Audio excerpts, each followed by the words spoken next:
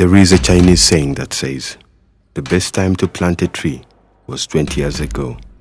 The second best time is now.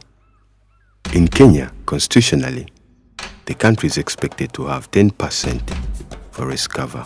However, the forest cover now stands at 7.4% as of 2019. This means the country needs 3.6% to attain the constitution's required percentage of 10% forest cover. This is according to the National Environment Management Authority in Kenya. Kenya has 5 central forests, but all the forests are facing severe encroachment problems. A Kenyan youth, Didi Victor Ocheng, wanted to make a change. With his initiative Twins World, he came up with the idea of attaching tree planting to families in communities. The project encourages parents to plant a tree in their homesteads for every child born. The project is targeting the newborn babies in the community, or rather the entire Kisumu County. We piloted this project in 2021, July. In the piloting, we were trying to map out the homesteads that were in this area. And by that, it means that we are not planting per child born, but we are planting per homestead, so that the owners of the or the landlords to be conversant with our project, and if they can embrace it, we are getting the replies from there. During our survey in these homesteads, one of the questions that we were asking them is what is their take on tree planting. So they told us their mind, and our project is aimed at changing the socio-cultural belief in tree planting. So we've talked to them severally. Again, we are running a program known as Chini ya Mti, and we talk to kids now.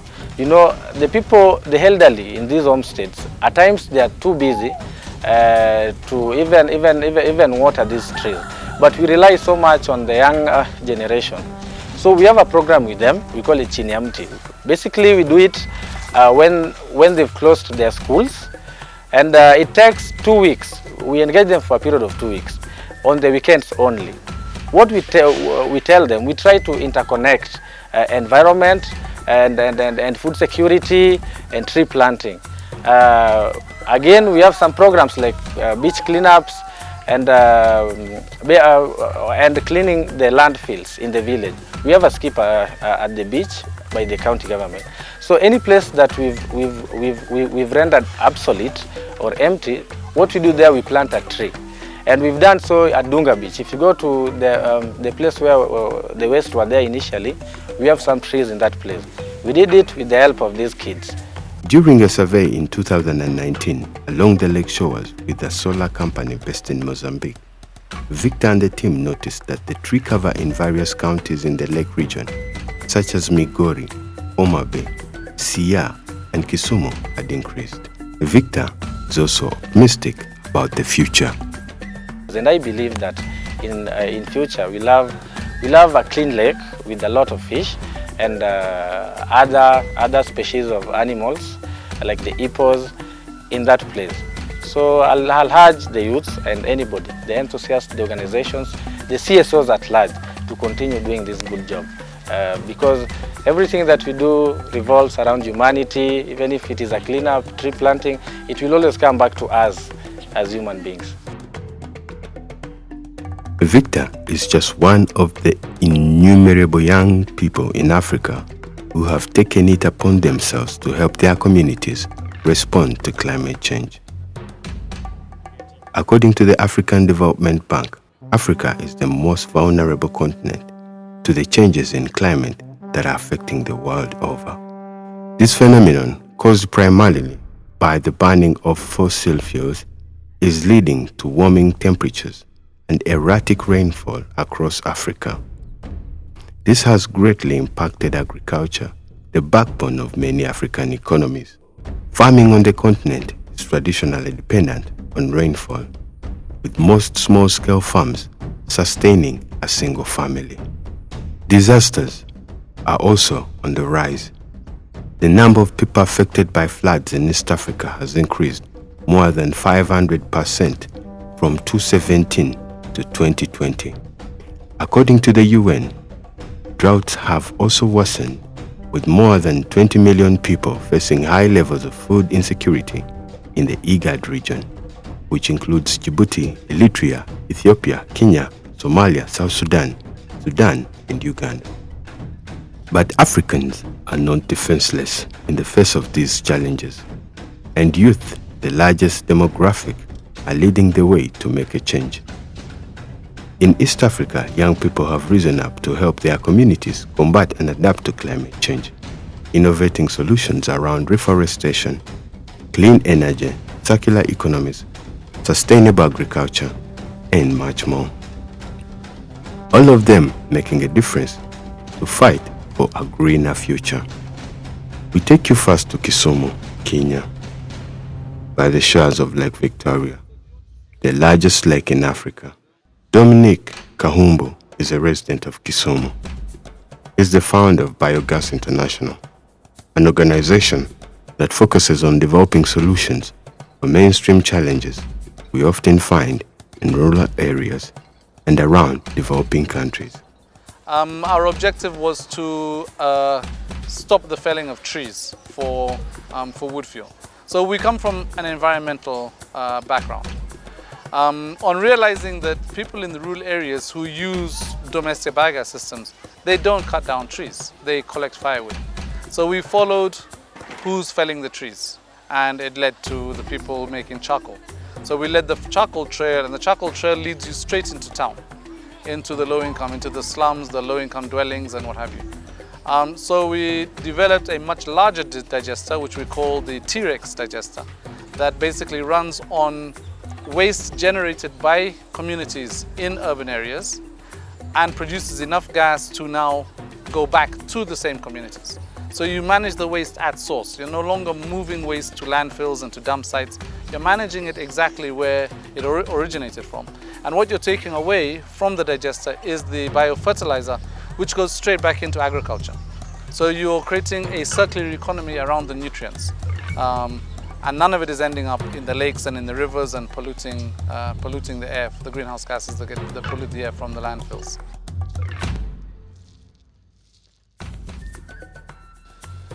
One of the technologies developed is a very simple biogas technology branded as Flex Biogas. The unique thing about it is that the systems are 100% prefabricated and can run on anything biodegradable, meaning that you are not dependent on animals. Dominic explains. You no longer need to be a dairy farmer to have biogas. You can use kitchen waste, you can use market waste, you can use invasive species such as water hyacinth, mathenge. Any plant that's growing can be used to produce biogas. And then what comes out of the digester is a very rich organic fertilizer, which doubles up also as an insect repellent and also can be used, provided you're using non-poop based material. What comes out of the digester can be used as an animal feedstock or an animal supplement. Our technology is very new in that there is no intermediary size like ours. So we are kind of we're in uncharted waters where we're developing a new technology that can solve these problems. We are kind of new. We've only got about 50 of these systems so far installed in different places. I don't think we've had enough impact for the governments to say, wow, that makes sense. Let's put this in all our schools.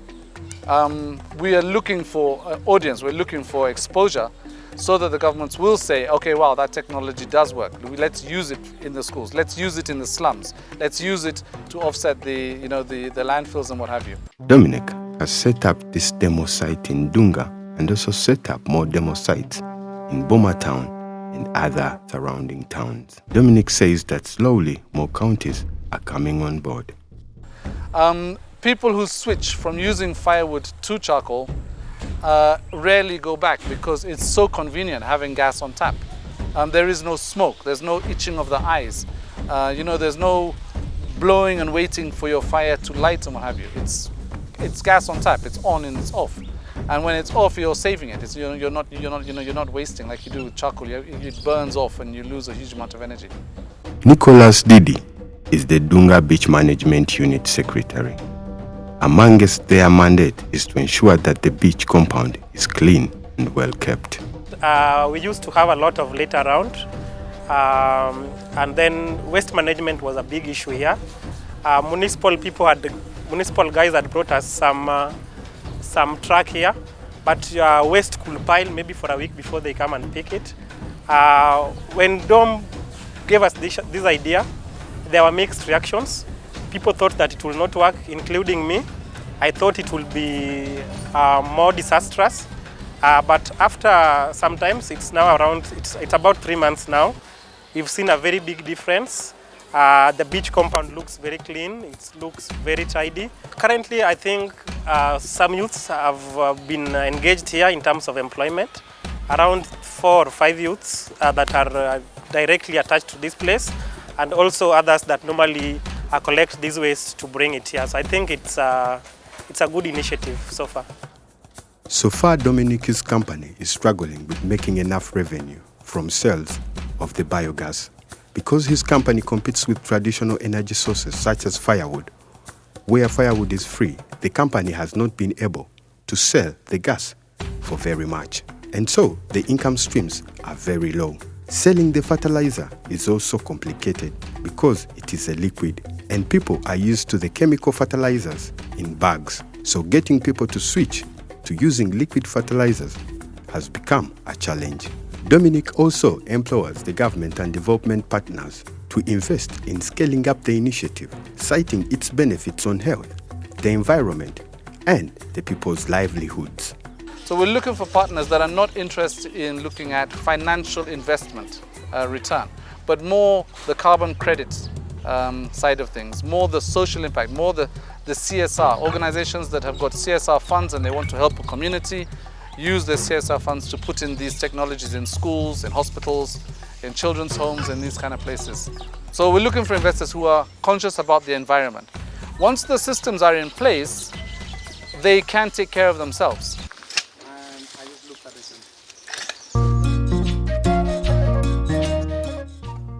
Lina is a young architect from Ethiopia with a passion for innovation.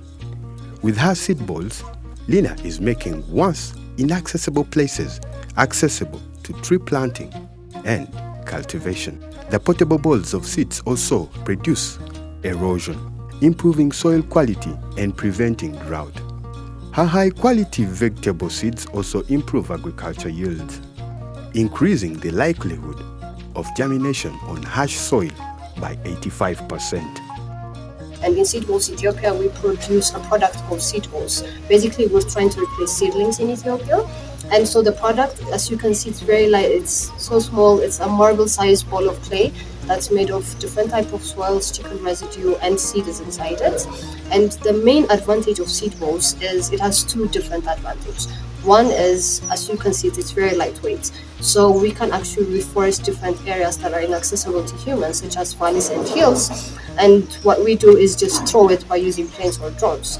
And Seed Balls, one of its beauty is it doesn't require you to just take care of it back and forth. If it's rainy season, just let it be there, it will crack itself and it will grow. So it will help us reforest the different areas that needs to be reforested, that are inaccessible to human. And the other aspect of it is on the agribusiness. One advantage of Seed Balls, it has a fast growth rate, which allows us to have, which allows the farmers to have more income. For example, spinach, for us, based on the experiment that we did, it takes 1 month and 15 days for it to germinate and have the product, while with seedlings, it might require 3 to 4 months. So income will increase for the farmers. And also within 1 meter square, we can have 1 seed ball. So within a small portion of land, we can have a huge amount of products that the farmers could sell.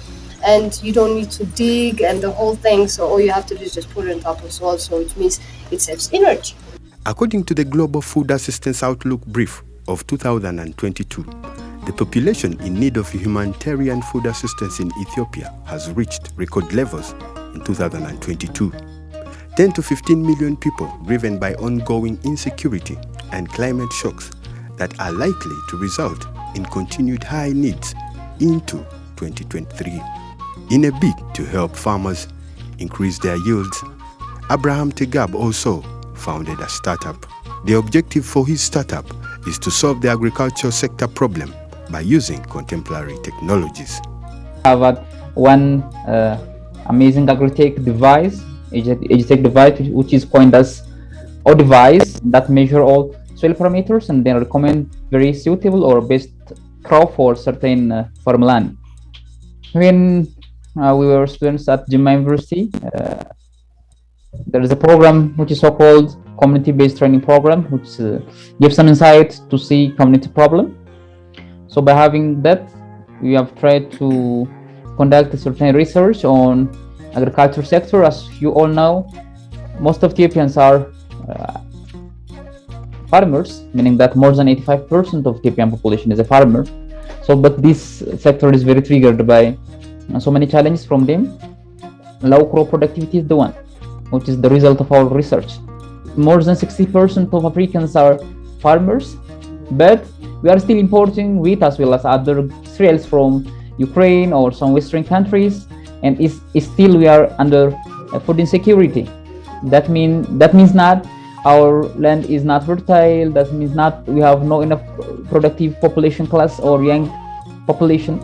But the only thing is that our agricultural sector is not intervened by contemporary technologies that de-escalate the problem, that enhance productivity as well as reduce human power.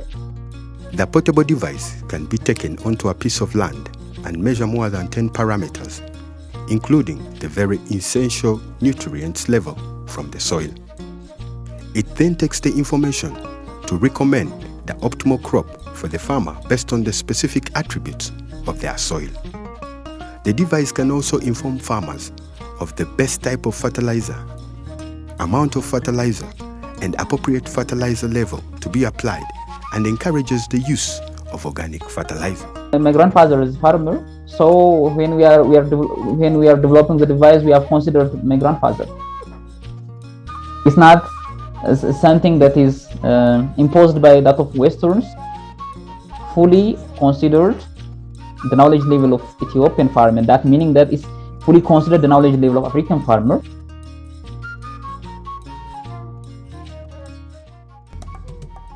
There are many young people in Africa coming up with innovations in addressing climatic issues faced by their communities. 70% of the continent's population is considered youth. Owning a house is a dream to most young Africans. However, the cost of constructing a house are very high. First, with increasing levels of water in Lake Victoria, most landing sites and islands are prone to floods during the rain season. In 2020, destructive floods displaced more than 200,000 people around the lake. Many homes are lost during floods on the islands. Senene Island is one of the habitable floating islands found just 15 minutes from Kampala via the Port Bell landing site. Structures on this island are made of either timber, poles, or bamboo. With high compressive strength and low weight, bamboo is looked at as a better option for construction since it is easy to replace at low costs. Bamboo grows faster than other tree species and is a highly renewable and extremely versatile resource with multi-purpose usage. In Uganda, a team of 3 university friends under their organization named Bamboo Concept are working on a prototype house and a toilet made out of bamboo. When we started investing in bamboo, we started by prototyping different ideas, making products, trying to build, trying to do research on material, bamboo material like the fiber and the roofing. So all this were coming out very positive, and we had to conclude that without a raw material ahead, we won't be able to have enough production in bamboo products. Therefore, we had to switch, and we resume on products after. So we had to look for land to start planting bamboo. We first acquired the 15 hectares from Nakasongola under UBA, and that was just the first step on planting, although we are not yet planted, but we are looking at planting them soon once we get enough finances.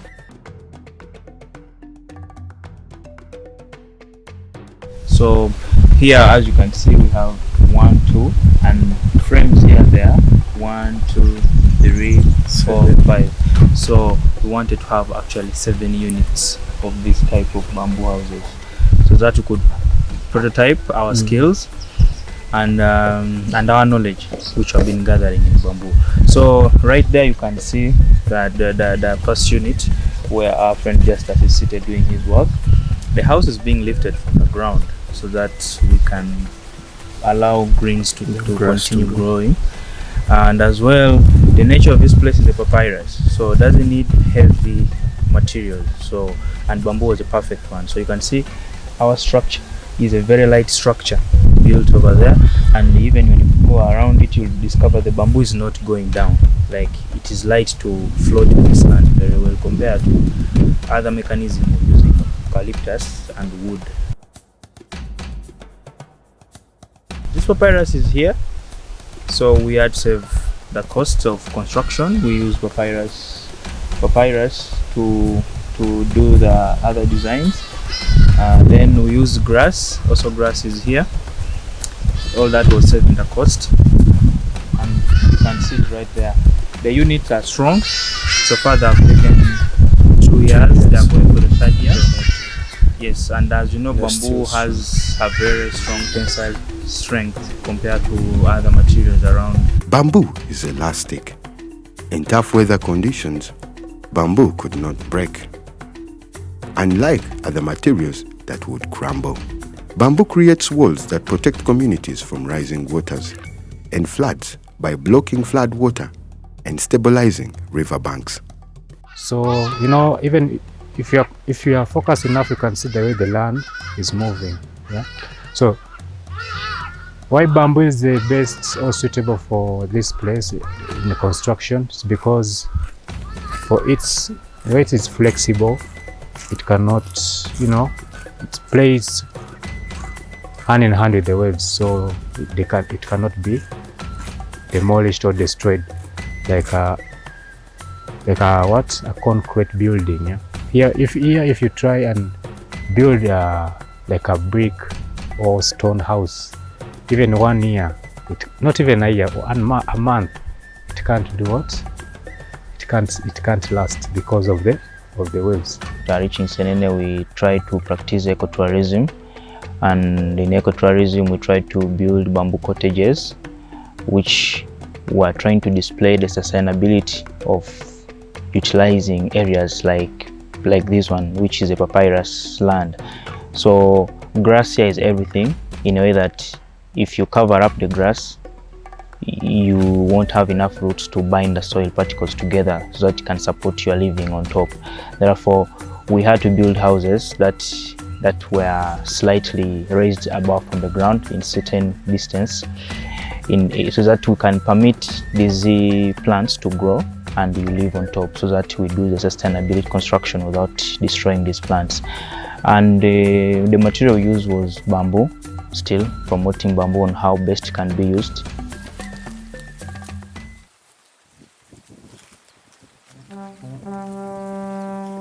Drake and friends are convinced that once given the necessary resources, these prototype houses could change the construction industry in the flood-prone areas.